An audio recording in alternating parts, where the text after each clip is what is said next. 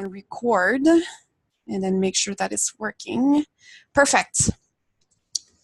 Hi, everyone. I'd like to say good morning, good afternoon, good evening, depending on where you are at. I think we have a representation from a lot of different time zones. It's great to have you all join us for today's webinar. I'm very excited for this webinar as we have amazing guest speakers. I think we will learn definitely a lot about the epidemics of HIV and TB, and then get a sense as to how the Global Fund supports that and how Canada can position itself so that hopefully we secure another support to the 6th replenishment of the Global Fund that is taking place this year.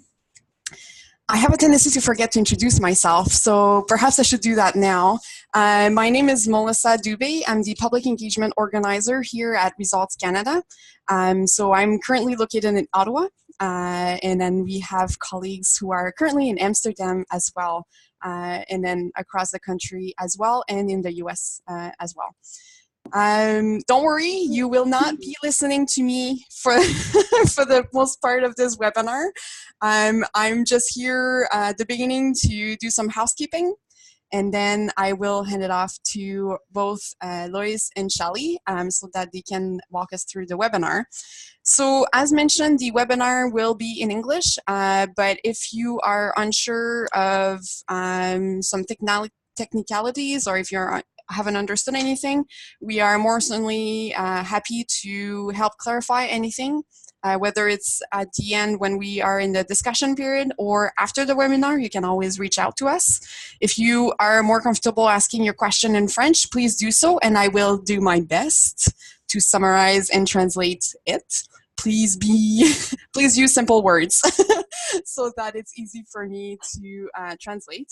The webinar will be more or less an hour, so we should wrap up in about 55 minutes or shorter. As mentioned, it's recorded, so you will receive an email after this webinar with a link to the recording, and it will also be posted on our Results Canada website. Please ensure that you stay muted for the presentation portion so that everyone has the best audio experience possible. And then once it will be time for questions, certainly feel free to unmute yourself, and you can also use the chat box. And actually the chat box, you can use it at any time really. So if you ever run into any issues, audio, or you're unclear or something, please use the chat box and we will do our best to help you. And as mentioned, we will have a discussion period, so make sure to write down your burning questions. I know Loyce and Shelly are really looking forward to having a discussion, so be ready for that. In case you're unfamiliar with who Results Canada is, so this is my little intro to Results Canada in a very, very brief presentation. But if you ever want to know more, please feel free to reach out. So we are a national grassroots advocacy organization that has been around for more than 30 years in Canada, and we believe in empowering citizens to use their voices to influence the political will to end poverty. We're a passionate group of volunteers and staff working together as advocates, and we aim at having an impact on the world through different advocacy actions. So as an example, we have volunteers who write media pieces, and they also have MP, Member of Parliament engagement, such as meeting with their own Member of Parliament. We combine the voices of our grassroots advocates with strategic advocacy efforts to leverage millions of dollars for programs and improved policies that give people of the Global South living in poverty the health, the education, and the opportunity they need to thrive. Speakers.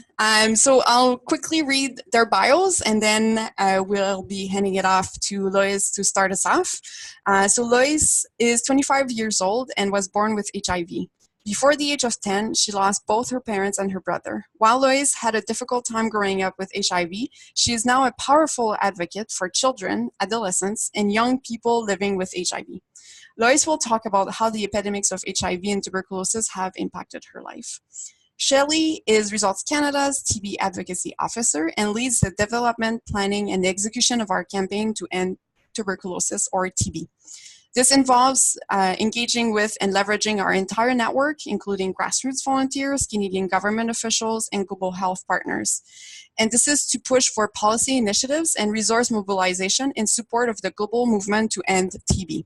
Shelley will explore the opportunity Canada has this year to help ensure these epidemics are ended around the world. All right, Loyce, you're up. Please unmute yourself.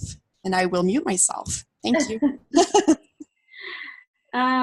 First of all, I'd like to say it's really a great honor to be joining you all on the webinar and sharing my experience when Global Fund saved my life. And it's really amazing that Uncle Ken has joined us on the webinar. How are you, Uncle Ken? I'm great, Joe. Hello, it's so nice to see you. It's really lovely to hear your voice. It's been long. So I will share my story. So I'm now 26 years old, and in 2002, I lost my mother and my younger brother in the same week due to AIDS-related illnesses. And it was one of the most disheartening moments for me because I'd lost the people that were close to me and people that I loved so much dearly. And after then, I started living with my paternal relatives, and I always changed households. And it made me feel that I was not worthy because I would always shift households, not because I wanted, but they would make me move households. So in 2004, that's when I started getting sick, losing weight, coughing a lot. And by that time, I was 12 years old. That's when one of my aunts I was staying with went with me to the clinic, and she was told that I had HIV and tuberculosis. And honestly, knowing about it myself, I cried, I lost my confidence. I thought I was going to die just like how my mother and my younger brother had passed away. But thanks to the Global Fund support in my country, I was able to access tuberculosis treatment, and I started getting better. And for me to have this passion and the drive to advocate on behalf of my peers who are also living with HIV, it was after I faced a lot of emotional and verbal abuse because of my HIV status from some of my family members. And I tried killing myself because I felt that I was not worthy living in this world. I just needed to die. And I took all of the medication that I had. But luckily, I was sent to the hospital by African Jandiwi. And after I got discharged, that's when I got a lot of psychological support. And that's when I told myself that I want to share my story and the stories of my peers of growing up with HIV, and for the world to realize that growing up with HIV is difficult and there is need for a lot of investment to be done in terms of making sure that adolescents and young people realize their dreams and hopes so that they won't face the same challenges that I faced growing up. So honestly, for me, I really feel passionate that I managed to move away from thinking that I was not worthy and, giving all my energy and my passion in making sure that we support the mobilization of resources to the Global Fund, because honestly, if it was not for the Global Fund, I wouldn't be here today. And sometimes I always wish that if only the Global Fund was there earlier, possibly my mother and my younger brother would have been alive today.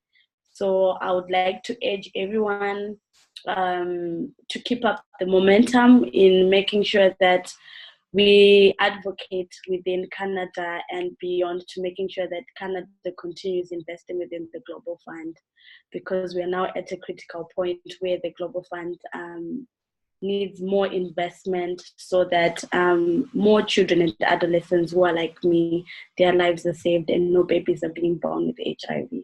So thank you so much. If it's okay, I have a couple of questions for Loyce before I dive. I was going to do a little bit of a presentation too, but I wanted to ask just a couple of questions for you, Loyce, because also I have heard Loyce tell her story numerous times, and every time it chokes me up. So I'm a little tired and jet lagged, but I'll compose myself. So you spoke about how the Global Fund supports you in your country. I'm wondering if you can talk a little bit about specifically what that looks like, because some of us, like when we hear support, what does that mean? Is it providing drugs? Is it services? Is it programming? So what specifically does it provide? Did it provide you, or is it providing others in your country? Okay, so like I've shared before, that if it was not for the Global Fund in my country, supporting my country, Zimbabwe, I wouldn't have been alive, because when I was told that I had tuberculosis and HIV, immediately I was able to get access to tuberculosis treatment because of the Global Fund supporting my country, Zimbabwe. And I can say that during the years, I have been supporting children and adolescents in my community who are also living with HIV. And majority of them, they are receiving their antiretroviral therapy, including their tuberculosis treatment, through Global Fund supported clinics and hospitals. And if it was not for that, I'm sure a lot of them would have died if it was not because of the Global Fund support. And in Zimbabwe, 80% of the money that we get to procure tuberculosis, HIV, and malaria treatment, it's all because of the Global Fund, and then we have this from other donors and from domestic funding that we also give within the Global Fund. Yeah. I think that's really important. Like 80% of that funding comes from the Global Fund. Mm-hmm. That's a very important number, and that's true for a lot of countries around the world, that, especially for things like drug-resistant tuberculosis. Mm-hmm. So that means a lot for the coming years, if that's what the state is today. Mm-hmm. And we're facing a lot of other challenges, which I'll go over a little bit in the next couple of slides, but that's very impactful. And it's so impactful that it actually distracted me from what my next question was going to be. Maybe I'll go into my slides if you want to start, Melissa, and because some of them I think will trigger some other questions. So yeah, why is Loyce's story so important? And just if you want to draw your eyes down to the bottom of the slide there, we need more Loyces in the world. We can't live without people like Loyce. And she shouldn't have had to go through what she went through. And so we need the Global Fund to continue the hard work that it's doing. As Melissa mentioned earlier on, the Global Fund is entering into its 6th replenishment funding cycle. So it basically does its funding in 3-year cycles. It's primarily funded by donor governments from around the world, but it also has robust funding from philanthropic sectors and private sector as well. So it replenishes these funds every 3 years. So this is its 6th funding replenishment. The Global Fund is going forward with $14 billion as a goal, $14 billion US dollars as a goal. At least that's the bare minimum. They're very emphatic on this, and we actually think it should be more. So at the very, very, very least, we need $14 billion from donors around the world for this replenishment. If you want to go to the next slide there. So Canada's leadership is critical, and to get really straight to the point, Canadian civil society, including Results Canada, is calling on Canada to demonstrate leadership by committing $1 billion for this replenishment cycle. So that's 1 billion Canadian. This is about a 24% increase from what its investment was last time in 2016 when Loyce was in Canada last time with us. It's a relatively consistent increase. Canada is, actually you can skip to the next slide, so I think it goes over. Canada is a longtime funder of the Global Fund. It's a leading and founding donor, and there's strong support across all parties in government since 2002. So since the inception of the Global Fund, Canada has been a leader and continues to. And so we think that Canada can step up. As it says in the first bullet point there, bold investment aligns with some of its multilateral commitments and some of the values that Canada holds on sustainable development goals. and also some of the priorities, including the Feminist International Assistance Policy. Some of you know that Canada's development policy internationally has shifted and been refined to really highlight the empowerment of women and girls. And some of the work that the Global Fund does is absolutely necessary, impossible to do without them, especially for looking at the HIV epidemic around women and girls, and adolescent girls in particular. So we're gonna go to the next slide. So there's some risk if we don't step up. If as a community, global community, we don't hit $14 billion, we can lose some really, really critical ground. So for example, HIV rates are really high in women and girls right now. And without action, they will rise to rates not seen since the early 2000s. So at the height of the HIV epidemic, we'll be bringing ourselves right back down to that, which is a terrifying thing to think about. And then there's another upside to it. I mean, there's lives saved and there's not losing gain, but Canada also can set a precedent for the rest of the world. Canada is positioned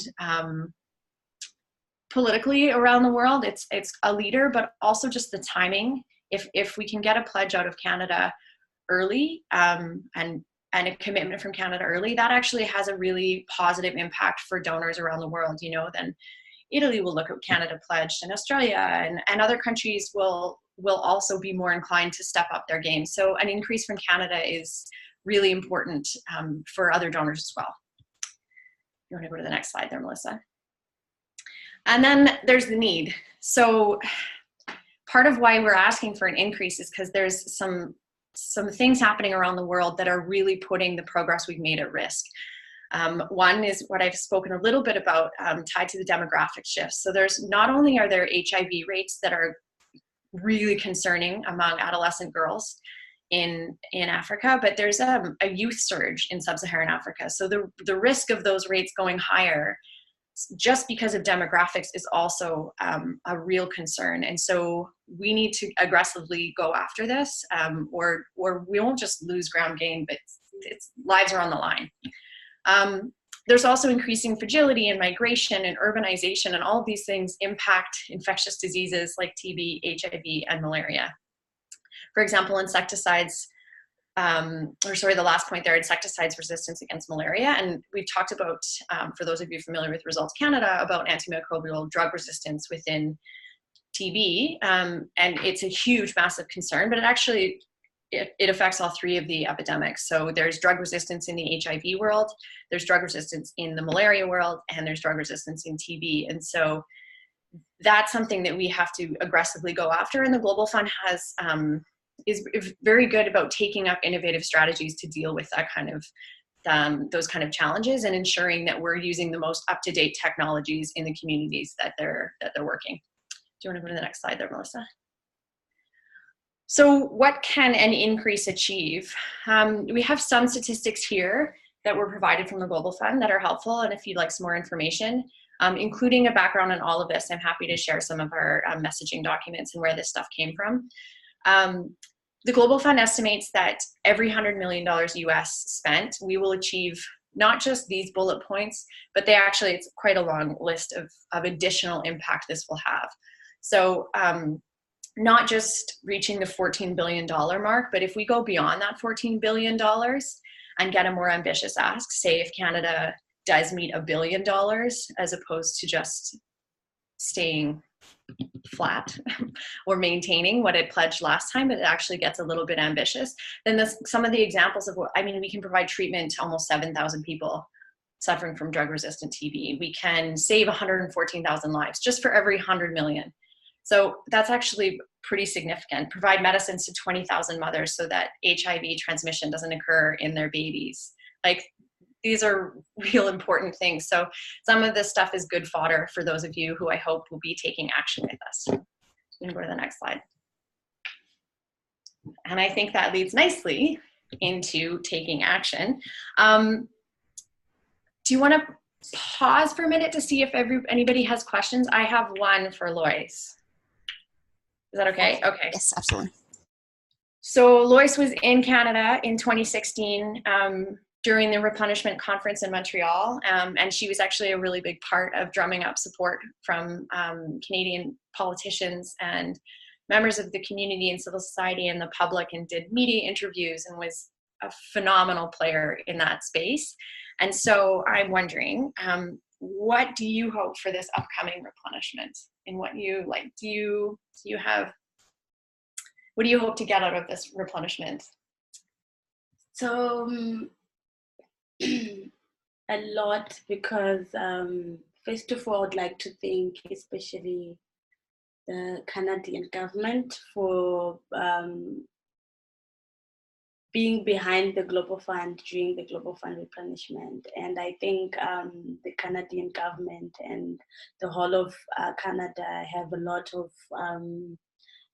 enthusiasm, a lot of things to learn, and they are keen to understand and know much on what really needs to be done if we inform them of the importance of the Global Fund. And I feel that this is the time that we also need to increase the investments towards the Global Fund, so that we can increase more lives that are saved. We evade new HIV infections, including tuberculosis. We also evade AIDS-related deaths among people who are living with HIV, including tuberculosis. So it's really time that we gather the momentum across the world and inform people about the impact of the Global Fund really in saving lives among countries like Zimbabwe, Namibia, etc., who are in the middle income countries and low income countries who have the most disease burden. And like what Aunt Shelley has said, it's now high time that we realize that the Global Fund plays a huge role in adolescent girls and young women, because we are the ones that are proportionally disadvantaged or at risk when it comes to the two diseases, especially tuberculosis and HIV. Looking at it at a level at stigma related programming of HIV and tuberculosis, it's also lagging behind. So if we increase the investment, if you tell our government that we need to increase the investment towards the Global Fund, it will really go a long way in making sure that adolescent girls and young women grow up to become independent and are not at risk in terms of HIV and tuberculosis within the community. Yeah. So yeah, I have the same hopes. Yeah. And Loyce and I are we're in the Netherlands right now. We're in Amsterdam at some meetings put on by the Global Fund Advocates Network, and just I say that just to reflect that there's a room full of 85 people downstairs right now finishing up a meeting, and all of them come from all over the world, and they are all figuring out how we're going to go back to our countries and make sure that we do step up the fight. And we are all eager and waiting to take action, and some of us have already taken action. I think Canada's a little bit ahead of the game, so I think they'll have some lessons to learn from some of the activities that we're already doing. But it's just exciting to kind of feel that like vibe in the room, and that's going to continue for the next couple of days, and hopefully we can keep that vibrancy and passion to get the fund fully funded for the next couple of years. Awesome. Could I raise a question that was asked in the chat box? JPM is asking, what were the other possible achievements after prevention of HIV transmission to babies from mothers? Oh, for that, per 100 million. I think I have that printed. Hold on, let me see if I actually have a helpful document. Melissa, can you tell them that I'll share this? Yeah, I think we heard that, but just to validate. So what we'll do is, as mentioned, after the webinar, everyone who has registered to the webinar will receive an email with more details, and that's certainly something that we can include as part of that is more details following your questions. Yeah, I don't have them on hand. I think there's about another 10 or so that we have listed, like broken down by per 100 million. So I'll share that document with you for sure. I don't have it printed on hand and it's on my computer, so it would be a real pain for everybody to watch me try to find it. But yeah, it gives explicit numbers like putting X number of people on treatment, ensuring that I think there's some pieces in there about civil society support and human rights. The Global Fund does some amazing, incredible work around the world for human rights, including gender. But in some countries, the work that the Global Fund is doing in those countries and that the Global Fund supports in those countries for key populations wouldn't exist. So there's certain countries, for example, that if you are a key population who receives or requires care, so if you're a person living with HIV and you, for example, are a man who has sex with men, and you are not allowed to get treatment in some countries because of who you are, the Global Fund provides funding to community programs who will get you treatment. So there are examples like that where, like, if the Global Fund doesn't get to continue that work, then those people do not get care. And there are a variety of key populations, and it depends on the context and stuff. So there's some details on there that I can share as well that I think are really, really helpful. I hope. Excellent. I'm wondering, I mean, I think we were supposed to do the discussion later, but let's just kind of continue because I have a couple of questions one for Loyce, and then everyone, this is the opportunity if you want to write any questions in the chat box, or if you want to unmute yourself and ask a question, please feel free to do so. So Loyce, you're an advocate now, and we are an advocacy organization. So we work with volunteers, passionate citizens who want to take action, who are taking advocacy actions, whether it's meeting with their MPs, writing letters to the editors. So I wonder if you can tell us a bit more about how you advocate and what your experience is with that. And any tips or tricks that you think are really interesting, or yeah. Okay. It's a broad question. So really for the advocacy that anyone would want to do, first of all, is derived from passion. What really drives you to do that advocacy? I think that's number one. If you realize why you're doing the advocacy in whichever area that you're doing, that will be a success. And passion, the dedication as well. What are you willing? What's the time? What's your effort that you're willing to put on the table to make sure that the passion that you have will be able to accelerate what you want to put across? So that's the tips that I would like to give. And also to understand the context of the country, like for example, Canada.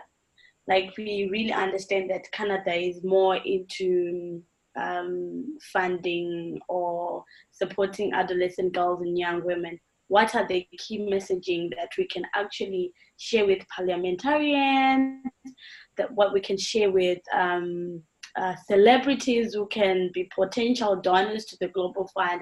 What are the key messages per country? Because each country has specific areas that they would like to fund towards the Global Fund.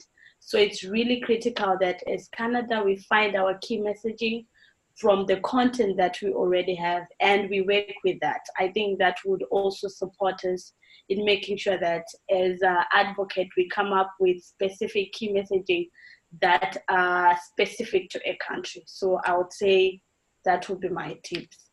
And I can say that every time when I do my advocacy, I share my story, and at the end of the day, I ask myself to say, what impact have I given? What do I need to improve? I ask people around, is there something that I need to improve for me to be able to put the message across? Because there is the passion, but it needs also to be derived with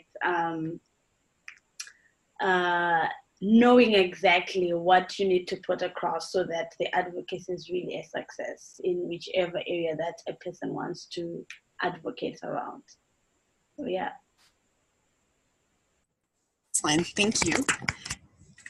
We have another question from JPM. I'm sorry, it's the acronym, so I'm not sure what the person's name is, but thank you for asking questions. The person says, thanks for sharing those details. Another question for you, Shelley, and maybe it's a perfect segue for our next slide. So, Shelley, what do you see as the most effective actions to take in Canada at this time?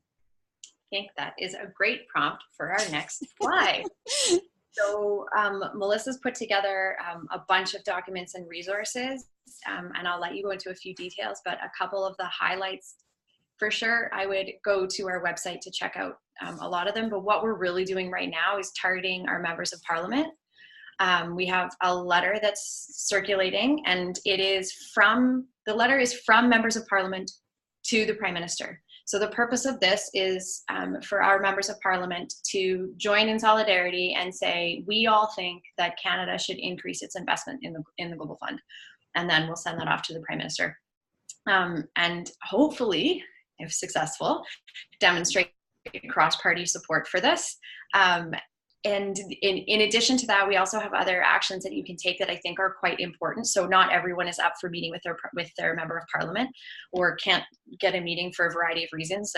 And so you can get active on social media, and we also very much encourage letters to the editor. So one of the other things that I think is important, not everybody knows what TB, HIV, usually, hopefully they know, but TB and malaria necessarily are. They often don't know what the Global Fund is, and maybe they don't have a great grasp on what Canada does abroad and why it maybe should be doing more. And so it's really important to drive out positive stories and drive out positive media attention to these issues. And that helps, that has a really effective trickle effect on our decision makers. If they see Canadians talking about these issues, they know that those are core issues that matter to them. And so we really encourage people to get active on social media and write letters to the editor. You can work with Melissa in our volunteer groups, or reach out to your MPs, and we can provide support on all of that stuff. Melissa's established some great resources that we have made available on our website and can share, I'm sure, with you right now. But those are probably the top three things that I would recommend right now. The other thing just to add is it's apt that this slide says it's time to act. We are a bit of a time crunch because, as most of you probably know, there's an election coming up in Canada. So the election is on October 21st, I think. Okay, October 21st. And right before that is the end of the Global Fund replenishment time. So they're hosting an event in France, and that will be on October 10th. And so really between that and the election, nothing is going to happen on this after June. So we are in a time crunch pretty much before June. Like our advocacy has already started, and we have to start pushing really hard on an increase for the next couple of months, and really push our decision makers to announce something in May or June. And so the time is of the essence. Excellent. Thank you, Shelley. If I may just build on what you've just said. So every month, in case you can see my webcam, so every month it's pretty small, but anyway, you can get this from the website. So every month, and on the first day of the month, we send out an email with a call to action. So this month, actually, as Shelley has mentioned, we've been building our momentum when it comes to our Global Fund campaign. So we started to actually advocate on Global Fund in January, and we continued in February and March, and we're going to continue to keep the momentum and intensify our efforts in April as well. So this action sheet is the March one, and really what it does, it provides you information as far as why it's important to take action now, what is the Global Fund, and what are the strategic actions that we know will have an impact. So as Shelley mentioned, writing a letter to the editor. So this action sheet that I keep showing you, I hope you can see me, is available when you go straight onto our website, so results-resultat.ca, and it's the first image you'll see. on our website. It's Act Now. Right now it's two people holding Stop TB signs that capture the action of this month. And within that, you will get more information as far as what do we suggest as part of those actions. So as an example, if you're not familiar with a letter to the editor, it's usually 250 words or less. And we suggest things that you can mention. So we have a thorough messaging document that Shelley has put together. And I have to say, actually, like Shelley, you've been giving me so much credit for everything, but it's really been a very, very team effort with everyone here in the office. So, but thank you for for the shout out. And then we suggest you keywords to use in the letter so that we can have an easier time finding your letter. The one thing that I want to mention here, it's incredibly important that you use your own voice. You write as yourself, a concerned citizen who feel that it's important that the government fully funds and fully support the replenishment of the Global Fund. And then we certainly ask people, whether you have been published or not, to share your letter on social media. You've taken the time to write what you think and why it's important. So why not share it? And this will not only get others interested in the issue, they will want maybe to get writing their own letters, but it will also highlight the point to your local member of parliament, because we certainly encourage you to tag your member of parliament, our decision makers, so our Minister of International Development, our new Minister of the International Development, Marianne Munsef, or our Prime Minister, Justin Trudeau. So make sure you tag those people and that you share your words, because I can guarantee you it will inspire others to join along and do the same thing as you are doing. Getting active on social media. So we've created some simple digital images that you can share to raise awareness about the importance of about the importance of Global Fund, and also the epidemics that it's aiming at ending. So HIV, TB, and malaria. So we have those available, and we have resources directly from the Global Fund. The hashtag is Step Up the Fight. So make sure that you use those as well when you're taking action. And last but not least, actually, I should say, of course, get involved with results, because we're there to help you use your voice. You have a voice, but we are there to help you get the right tools and the training so that you feel confident in taking advocacy action. So certainly reach out to us, and we'll be more than happy to help you become a volunteer with Results Canada. We have groups across the country, and if there is not a group close to you, we can help you start one as well. It's always great loads of fun to have those monthly meetings to strategize about what to do in regards to advocacy actions, and then engage with your MP, which is also something that Shelley has mentioned. I won't go too much into detail because I think you've given a really good overview of that. So I think we have questions from the audience. So let me go to, just scrolling back up to make sure I'm not missing any questions. Okay, perfect. JF, I'll get to you. I saw that you raised your hand. You're third in line, so bear with me. So Nina is asking, just wondering, besides treatment, does the Global Fund offer support in terms of capacity training, mental health, or local support groups? I think that's probably a question for Loyce and Shelley as well. Yeah. So when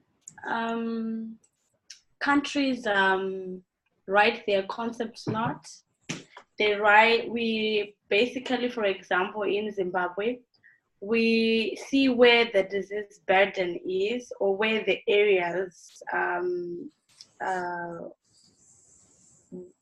or should I say, where we are facing a lot of challenges in implementing treatment care and support. So when we write our concept note, we then say we want to improve training, we want to improve nurses and doctors' capacity in being able to provide treatment care and support to clients or patients who are living with HIV or who come in for screening or for tuberculosis. They also make sure that,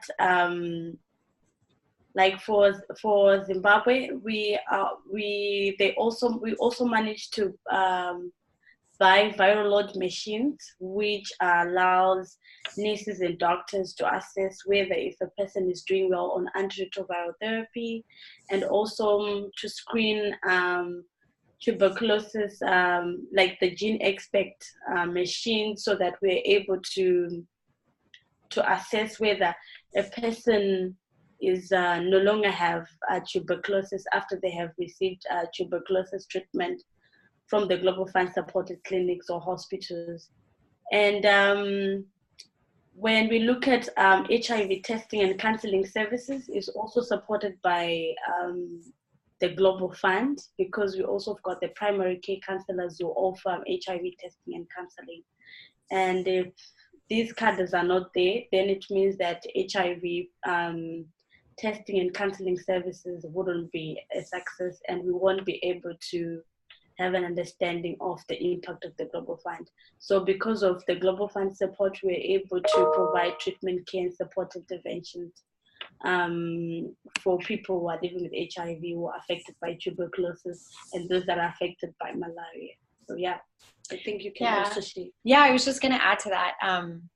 Just a small bit on how the Global Fund actually works. So it is a funding resource that countries and communities can apply for funding. So when Loyce is talking about a concept note, it's sort of almost their application for funding for a grant. So the way that the funding works is it is dictated by community level need, which is a really important part. So this is not, the Global Fund is not an implementer. It doesn't go into a country and dictate how that funding is spent.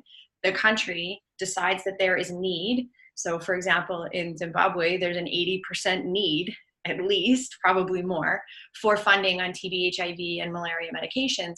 But they also, in those applications, dictate a need around social support or training of primary healthcare workers, or a variety of other issues that might be very specific to that environment. So if you're in a more rural environment, you're going to have very different challenges. And so the funding and where the funding gets spent is dictated by the communities. I hope that helps. Excellent, thank you.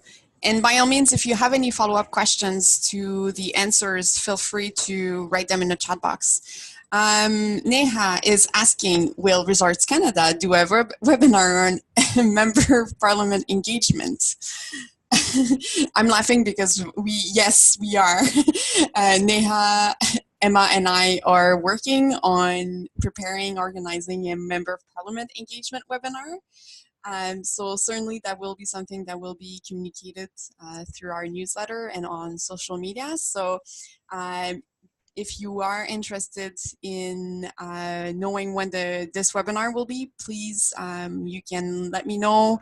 I will email you as promised after the webinar. So that's certainly at the point where you can tell me that you'd like to be notified once the MP engagement webinar is announced, but also make sure to follow us on social media. And it's also a good opportunity for you to subscribe to our newsletter. I hope, Neha, that answers your question. If you want to say more about the Member of Parliament engagement webinar, feel free to unmute yourself. I should also mention that we do have a Member of Parliament engagement webinar on our website, which is, I consider it more like a 101, so introduction to Member of Parliament engagement.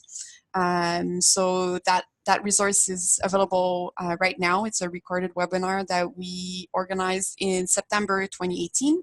And then we hope to have our Member of Parliament engagement webinar 2.0 roughly in April if everything works out. I hope that covers your question, Neha. Thank you. And then Jean-François, you had your hand up. Did you want to, let me actually unmute yourself. Let me unmute, you've unmuted. Please go ahead. Okay.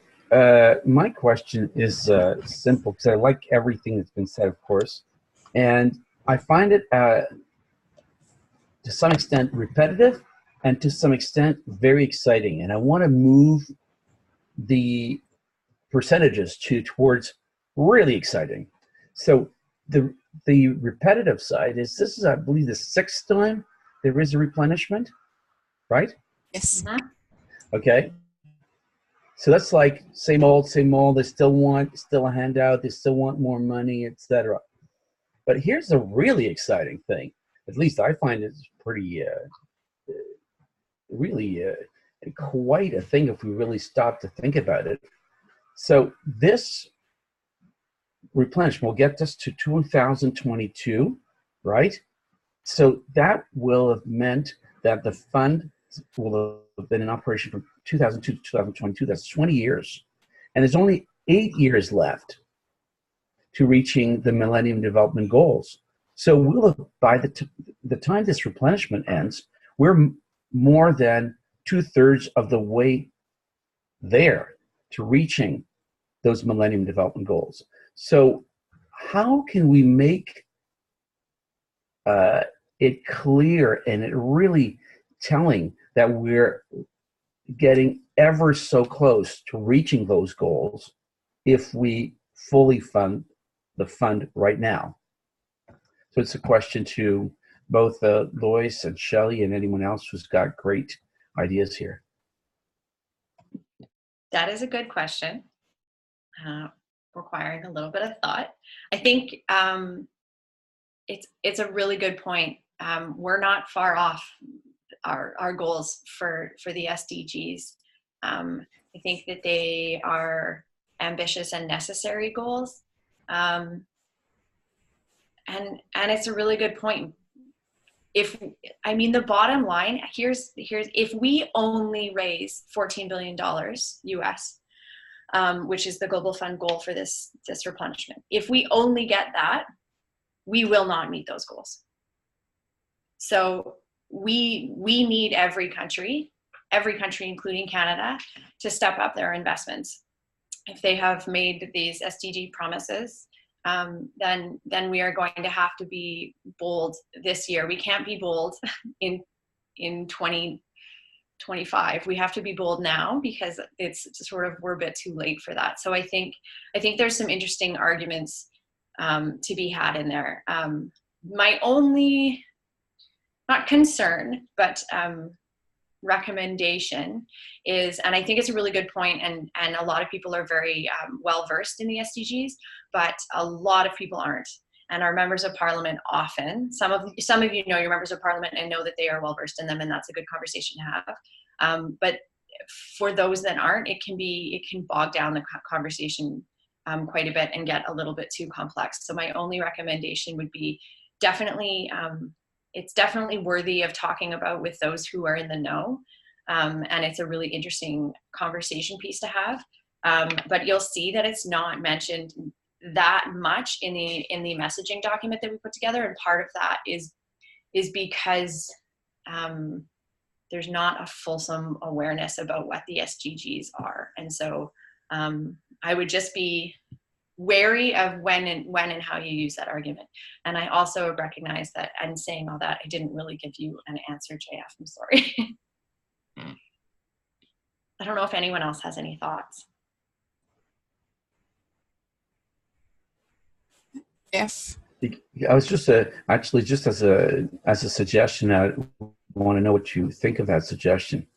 If you want to just not get technical, but we're roughly 10 years away, rather, from eliminating the 3 pandemics as public health concerns from the planet. Yeah. But that's going to require us fully funding and beyond. Yeah. The fund. I think that's the focus, and that's you just hit it. There's your solution right there. Is we're 10 years away there, and there's hope in that, right? Like, you know, we're 11 years from eradicating the epidemics.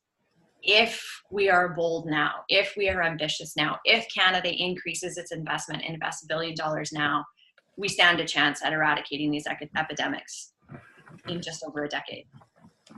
And if not, we stand a chance at really, really falling back to 2000. No, I think that's really helpful messaging, JF, and I think that's a really helpful way of elevating it to a more comprehensible level. Thank you. We have a few more minutes. If someone wants to ask a question, feel free to unmute yourself or use the chat box. I'm wondering, actually, for Loyce,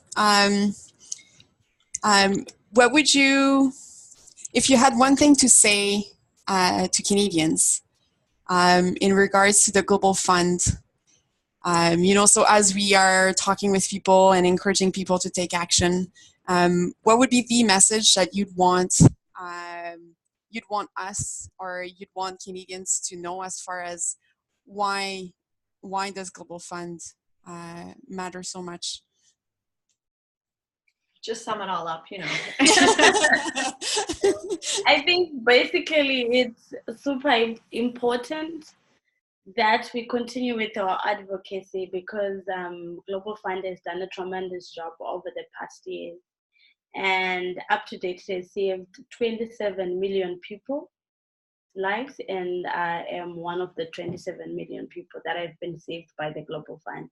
I think that's the key messaging, for people to really see the impact really of the Global Fund and how many people have been saved really over the past years. And now is the time to keep the momentum, so that we make sure that no one dies because of HIV or of MDR, TB, or anyone dies because of malaria, because there will be investment, and that investment comes from commitment from different countries. So yeah. Yeah, it gives me shivers to hear you speak. It's such an honor to have you, and we're so grateful for the Global Fund, and we'll certainly continue to intensify our efforts so that hopefully Canada steps it up for real and fully funds and goes above their previous commitments, so that there is an increase, definitely. Anybody has any maybe last thoughts, comments, or questions before we wrap up the discussion? I just want to say, well, obviously thanks to Loyce, but do revisit her words from her story. Sometimes it's easy to kind of forget about that and let it wash over, but what Loyce has been through is incredible, and she's one of 27 million people that the Global Fund has saved. So it's also not that rare, and we need it to be more rare. We need the Global Fund to continue to do this important work, and we're facing some really, really severe challenges, especially around HIV in adolescent women and girls, and especially in sub-Saharan Africa. And we need this community-driven work to continue, because Loyce and no one else should have to look around and see their family members die because of preventable, treatable diseases. They shouldn't have to be tripped forcibly from home to home to home because of a preventable, treatable infectious disease. And so it is just unfathomable that these do continue. And we have it in 10 years, we can eradicate these, so we should. We said we were going to do it, so let's just do it. So I'm really fired up. I think Canada can do this. I think that we are a leader in the global health space, and I think we have we have the moral leadership and authority, and we have the money. And I think that we should just do it. So step up, Canada, put $1 billion on the table, and see what the rest of the world does. That's excellent. Excellent words to finish our webinar. Thank you, Shelley. Thank you so much, Loyce, for joining us and for sharing your story with us. Thank you to everyone who attended and asked questions, and who I know you will. Once you finish the webinar, you'll go and you'll talk to your colleagues, your friends, your family about this, because it is an incredibly important story, and Loyce's story, I'm sure we will continue to tell in Canada. And it's Friday's International Women's Day, so I want to take the opportunity to wish everyone here happy International Women's Day. And I think Loyce wants to, you should have the last words, Loyce, so please go ahead. I just wanted to say thank you so much for inviting me to be part of the webinar and sharing my thoughts and also learning from you guys. So thank you so much and all the best with the advocacy. I'm wishing you the best. Thank you. We can do this. Yes. Thank you. Thank you so much. Thank you. Thanks everyone for joining. Everybody. Have a Thanks good a lot. day. Bye, Ken. Bye, boys. Bye.